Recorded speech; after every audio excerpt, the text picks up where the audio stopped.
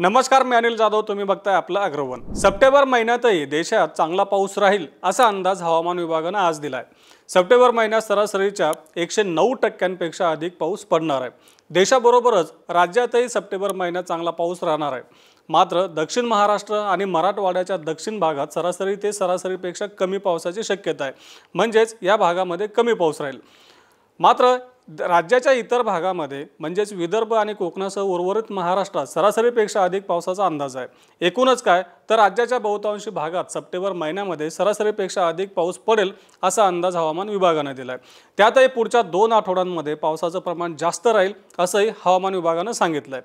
आता भारतीय हवामान विभागाचे महासंचालक मृत्युंजय महापात्रा यांनी आज सप्टेंबर महिन्याचा पावसाचा अंदाज जाहीर केला. त्यांनी देशात आणि राज्यात चांगला पाऊस पडेल असा अंदाज दिला.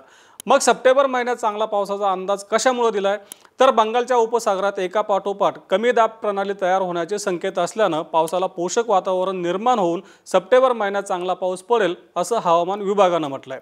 आता राज्यातील विदर्भ आणि कोकणातील सर्वच भागात सरासरीपेक्षा अधिक पावसाची शक्यता आहे. त्यातही पूर्व विदर्भ आणि कोकण किनारपट्टीच्या भागात पावसाचा जोर काहीसा अधिक राहण्याचा अंदाज आहे.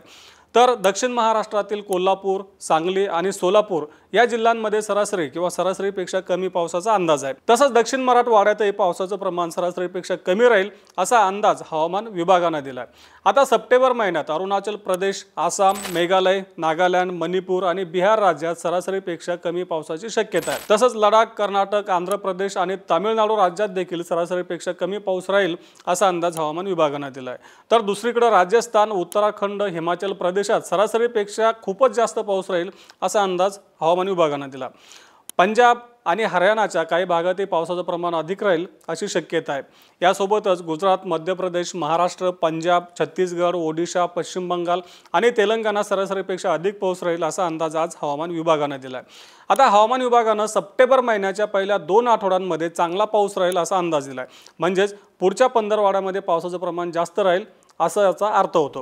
आता राज्याचा विचार करता विदर्भ आणि कोकणातील सर्वच जिल्ह्यांमध्ये या 2 आठवड्यांमध्ये चांगल्या पावसाचा अंदाज आहे. त्यातही पूर्व विदर्भ आणि कोकण किनारपट्टीच्या भागात पावसाचा जोर अधिक राहील. तर दक्षिण मध्य महाराष्ट्र आणि दक्षिण मराठवाड्यातील काही जिल्ह्यांमध्ये कमी पावसाचा अंदाज आहे. या जिल्ह्यांची नावं आपण सुरुवातीला पाहिलेली आहेत. तिकडे प्रशांत महासागराच्या विषुववृत्तीय भागात सध्या सर्वसाधारण स्थिती म्हणजेच एन्सो न्यूट्रल आहे. सप्टेंबर ते नोव्हेंबर महिन्यादरम्यान प्रशांत महासागरात ला निना स्थिती तयार होणार असल्यानं मान्सून हंगामात ला निनाचा प्रभाव जाणवणार नाही. मात्र ईशान्य मोसमी वाऱ्यांच्या हंगामात ला निनाचा प्रभाव असण्याची शक्यता आहे.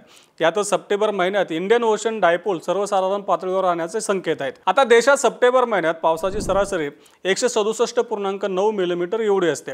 म्हणजेच एवढा पाऊस सप्टेंबर महिन्यात पडत असतो.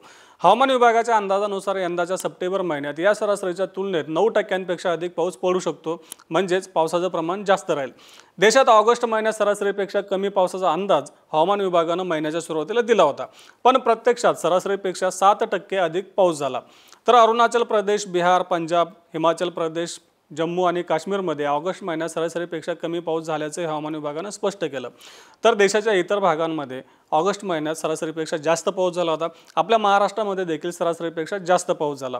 आता आज हवामान विभागानं सप्टेंबर महिन्याचा हा अंदाज दिला आहे. आता एकूणच या अंदाजाविषयी तुम्हाला काय वाटतं? आपल्या भागामध्ये सध्याचं पावसाचं प्रमाण कसं आहे आम्हाला कमेंट बॉक्समध्ये नक्की कळवा.